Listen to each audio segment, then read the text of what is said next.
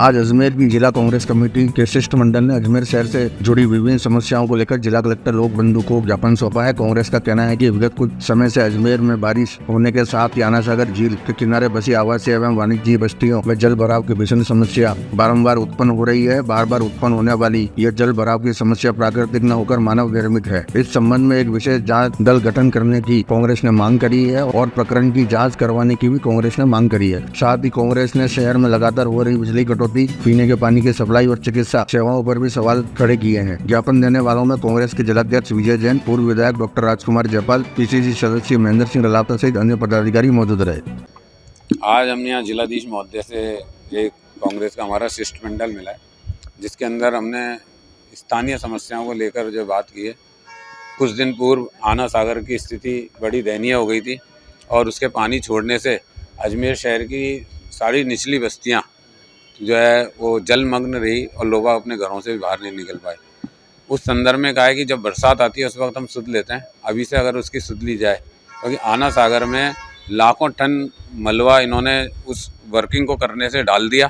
साथ ही जो है उसका जो पूरा क्षेत्रफल था उसको आधा कर दिया, तो उससे उसकी क्षमता समाप्त होने से आना सागर बहुत जल्दी फुल होगा और ये समस्या तो लगातार हर बार आएगी।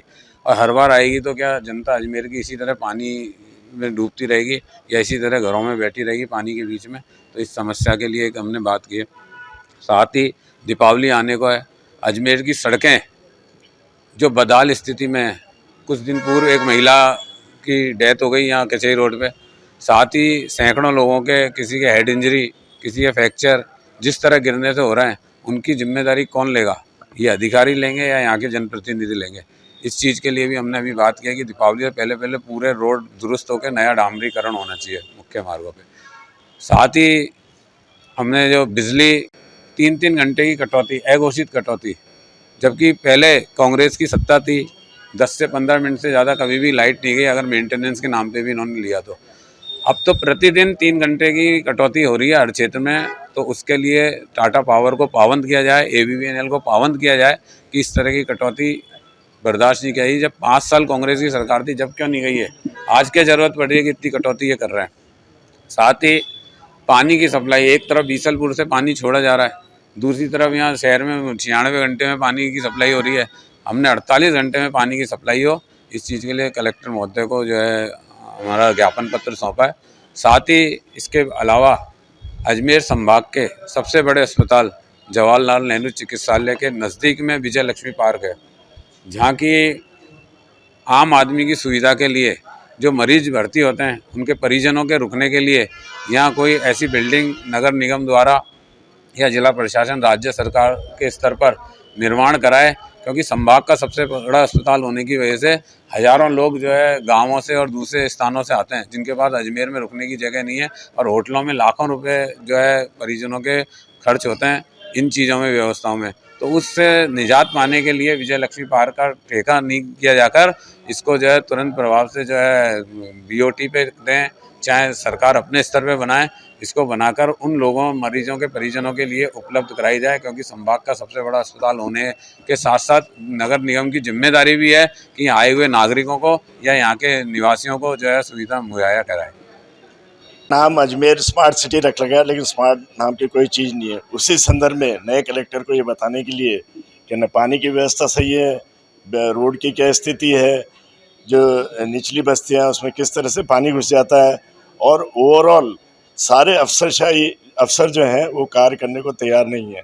चाहे वो देवनानी जी ने कोई इंस्ट्रक्शन दिए या कुछ दिए। इसीलिए हम चाहते हैं कि अजमेर की स्थिति सुधरे। पानी आज 96 घंटे में 72 घंटे में आ रहा है, जबकि बीसलपुर पूरा भरा हुआ है। रोड की स्थिति ये है कि आए दिन एक्सीडेंट हो रहे हैं, रोड अभी तक ठीक नहीं हुई है।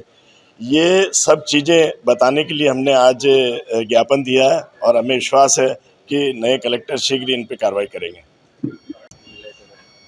अजमेर के नए कलेक्टर के द्वारा जिस तरह से अध्यक्ष जी ने, जयपाल जी ने आपको बात बताई, हम लोगों ने कहा कि जो स्मार्ट सिटी में जो काम हुआ है वो गुणवत्तापूर्ण काम नहीं हुआ है। इसकी जो DPR बनी थी भारतीय जनता पार्टी के विधायकों के कार्यकाल में, उनकी सरकार में बनी थी, इम्प्लीमेंटेशन जब हुआ उनके कार्यकाल में हुआ, पर अब पहली बार रिजल्ट आया है कि चाहे आपका रेलवे जो ब्रिज हो, चाहे आपकी रोडें हो चाहे सड़कें हो, जिस तरह टूट गई इसकी वर्त स्तर के ऊपर जांच होनी चाहिए और जांच होकर दोषी अधिकारियों के विरुद्ध इसकी कार्रवाई की जानी चाहिए।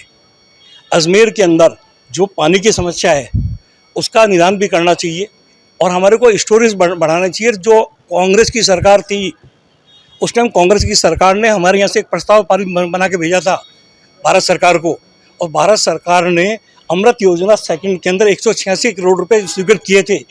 उसमें 60 टैंक बनने थे। वो टैंकों का पानी का काम आज तक शुरू नहीं हुआ। अगर अजमेर के अंदर पेयजल की समस्या का निदान होगा तो आपको स्टोरेज चाहिए। स्टोरेज का जो समाधान है उसके भी हम लोगों ने निवेदन किया है।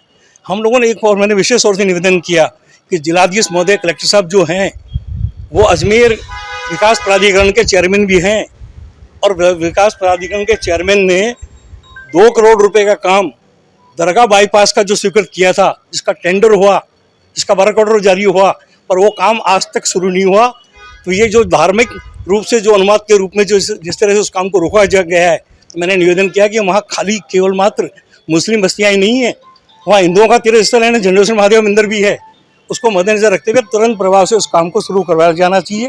और कांग्रेस पार्टी के लोगों ने रोड की बात की है, पानी की बात की है, सड़क की बात की है, और आने वाले समय के अंदर आज इनसे औपचारिक बात कर इनसे जो निवेदन किया है, आगे अगर हमें जनता के हित में अगर पानी की आवाज़ उठाकर सफाई की व्यवस्था करके रोड की मांगों को लेकर अगर सड़क पे भी उतरना पड़ेगा तो हम सड़क पे भी उतरेंगे, आंदोलन भी करना पड़ेगा तो आंदोलन भी करेंगे।